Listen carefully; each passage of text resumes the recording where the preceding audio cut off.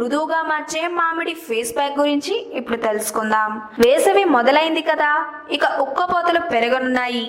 ఎండవేడికి ముఖం కల తప్పుతుంది, చర్మం మృదుత్వాన్ని కోల్పోతుంది, శరీరం డ్రైగా మారిపోతుంది. దానికి తగ్గట్టు ముఖంపై మొటిమలు, మచ్చలు మగవలను అల్లాడిస్తాయి. మార్కెట్లోకి వస్తున్న ప్రొడక్ట్స్ తో పోయిన మెరుపు తిరిగి వచ్చినా అది తాత్కాలికంగానే నిలుస్తుంది.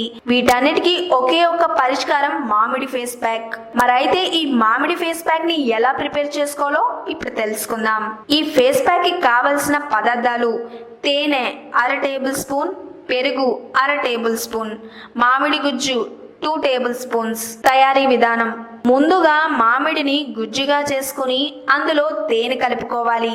తర్వాత ఆ మిశ్రమంలో పెరుగు యాడ్ చేయాలి. ఇప్పుడు ఈ మిశ్రమాన్ని బాగా మిక్స్ చేసుకోవాలి.